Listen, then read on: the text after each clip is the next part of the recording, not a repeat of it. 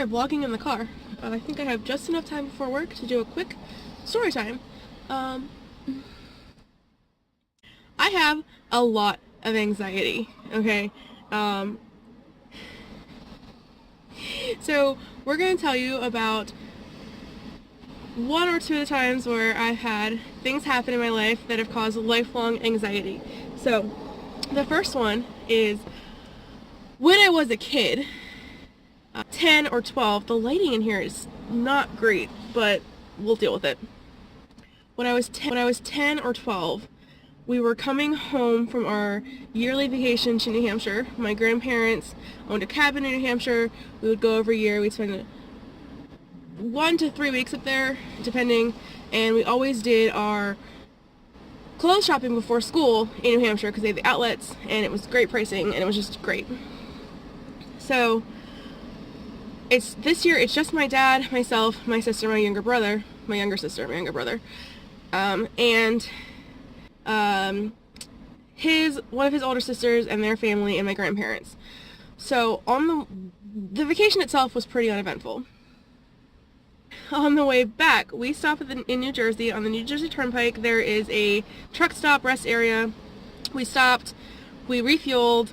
It's Jersey, so it's full service, so we asked the guy to take a look under the hood, make sure our fluids are all good, whatever, because we've driven from Maryland to New Hampshire, and now we're driving from New Hampshire back to Maryland.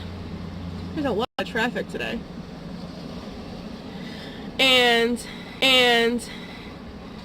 so he takes a look at everything, everything's good. We pull over to the rest stop area and have dinner. We get back in the car. We drive about 5 minutes down the turnpike, and the car catches on fire. And you have my dad, myself, who's like I said, I was 10 or 12, I can't remember, my little brother and my little sister, and all four of us at the same time are like, oh shit! And my dad pulls over, we get out of the car. As we're getting out, like, flames just start exploding from the hood of the car. And we're just like, what the heck? What do we do right now? Remember if we had a cell phone or not. Someone called 911. It might have been my dad. It might have been a passerby. I don't remember, honestly. I just remember, like, oh my god, the car's on fire, the car's on fire, the car's on fire. If you've ever been in a car fire, let me know, because you know how terrifying that is. So we're back away from the car is just in flames, we're waiting for a fire truck to come by, and as soon as the fire truck pulls up and the firemen are out trying to put the fire out at the car, because the entire car is now in flames, like it has gotten all the way to the back seat, okay, and all of our stuff is in the trunk, all of our new clothes, all of our new shoes, all of our like mementos from the weekend. We went, oh god, I remember, we went to like this rock quarry and collected tons of rocks, because I was really into like rocks and minerals at the time. It was like 2000, because I think I only was able to bring home one rock, and it was actually one I got from the lake, not from the mining trip. And as soon as like the firemen start putting out the fire, I'm like, oh my god, my bear's in the front seat. I had this bear that, oh, my coworkers is here. I had this bear that I had since I was 6 months old. I went on shore leave. I was 6 months old, and we were going through the dealer's room. I was crying, and he picks up this stuffed bear, and he hands it to me to like just quiet me for a second while he's talking to one of the vendors. And I refused to give this bear up. I wouldn't let him take the bear back, so he ends up buying it for me. And I love this bear named Blue Bear, and I loved this bear. I loved this bear, and he was in the front seat of the car, and I started freaking out. I was like, oh my god, my bear's in there. I literally am about to run into a burning vehicle to grab this bear, and my dad's like, don't. Like, he grabs the back of my shirt. He's like, you can't. He's like, if Blue Bear's in there, he's probably gone. I'm sorry. You know, it happens. And so like, I'm freaking out now because I've had this bear my entire life. You know, every show and tell I've ever done as a kid, I've taken this bear to school. Literally, like, this bear is like, this is my security blanket, okay? This is my bear, this is my love, this is my life. And so I'm crying, and the fireman finally put the fire out. We got very lucky. It did not reach the gas tank, but it got really close. So everything in the trunk was completely smoke damaged, but none of it had caught fire. The car fires out. The first thing I do is run to the front seat where I had been sitting to see if my bear, see what kind of damage he has, because like if anything is available to take with me, like I want to take this bear with me. Somehow, miraculously, Blue Bear ended up on the floor of the front seat, and he was fine. He had no smoke damage, he had no fire damage, he was waterlogged. He was soaking wet. He probably gained like 5 pounds just in water. But he was there, he was whole, he was fine, it was great. I had my bear. I put him in a plastic bag, and I carry this bear with me all over the place. So we end up grabbing all of our stuff and anything we could salvage.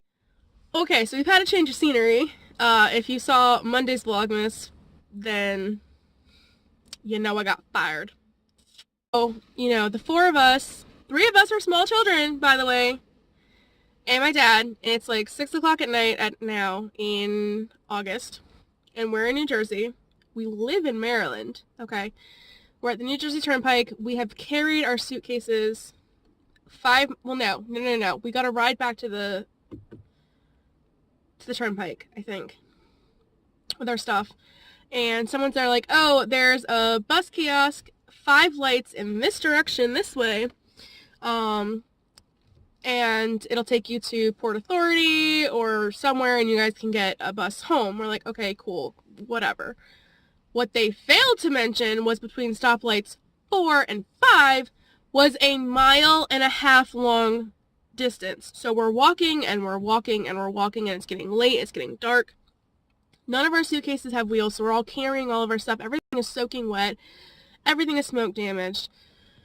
We're all freaking out. We've all had like a really terrible day. And so we finally get to the bus kiosk, and it is now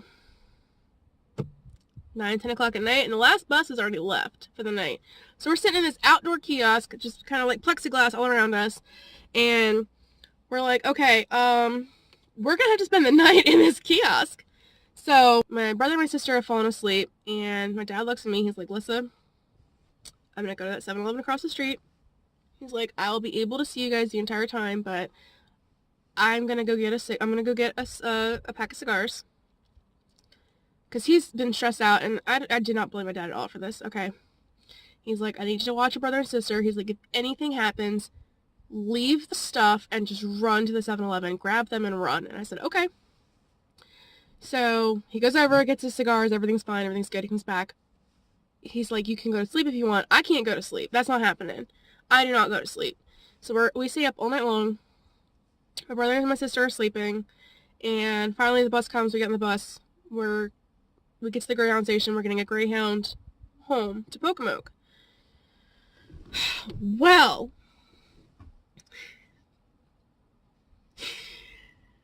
the seat that my sister and I are sitting in, of course, has like lights so you can read, and they have like a little personal fan type deal. Well, the light above us shorted out and starts smoking, and we start freaking out. We're screaming. We think the bus is catching on fire.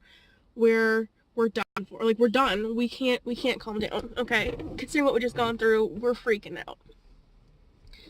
And the bus driver wants to kick us off the bus. And my dad explained to them, you know, hey, we were in a car fire. They're obviously freaked out, whatever. Because the bus had a short, we all had to get off the bus. Everyone had to get off the bus, and we had to get on a new bus, and we ended up getting home, and that was fine. But to this day, ever since then, I cannot sleep in a moving vehicle unless I'm either so thoroughly exhausted that I pass out, or I'm really intoxicated and I pass out. I cannot sleep in a moving vehicle. It doesn't happen. It doesn't happen at all. And I've always just been kind of stressed out about cars. I'm super vigilant of, you know, people's exhaust coming out of their vehicles. Like, is this exhaust? Is it my car? Is it my truck? Is my truck on fire? To the point where when I was 16 and I was riding with my mom, we were traveling up to Baltimore from the Lower Eastern Shore, and the car overheats and starts, you know, spitting out steam. I freak out. I literally jump out of the moving vehicle. We're going like my mom pulls over. We're going like 5 miles an hour. I'm unbuckling and I jump out of the car and I run across a cornfield like 30, 40, 50 feet, and then I turn around and I was like, okay, I'm far enough away that I can stop freaking out. And It was terrible. Oh my god. And to this day, I'm so hyper vigilant about cars. It's not even funny. It's terrifying. But it happens. It was traumatic, but it's over. It's done. It's cool. We're good. But yeah. If you've ever been in a car fire, you know what I'm talking about, and it's just crazy. It's just crazy. It's just crazy to think about the whole thing happening. I can't even, honestly. So today's video is being brought to you by the power of Skoola. Skoola is a really cool, like, thrifting website where you can get clothes for real cheap for your kids and for women. I don't know why they don't sell clothes for men, but that's not my prerogative. It's not my company. I don't know. I buy clothes from there all the time for my kiddo. I've never been disappointed. I get clothes as cheap as $3 a piece. Usually free shipping, and then a lot of times they'll have like a coupon code where you can get anywhere from 20 to like 70% off. If you use my link below, you'll get, I think, a $10 credit on your first purchase. So check them out. It's great. It's thrifting from your couch. They deliver to your door, and there's almost always a coupon code available to get, extra % off or free shipping, things like that. It's really cool. Today's spotlight goes out to this person right here. I haven't filmed that far. I don't have a name yet. I'm sorry. But if you would like to be spotlighted on my next video, comment on my Instagram, my Facebook, my Twitter, or my YouTube, and you might be spotlighted in the video. Share your social media handle with the world. I love you guys so much. Thank you very much for watching, and I will see you later. Bye.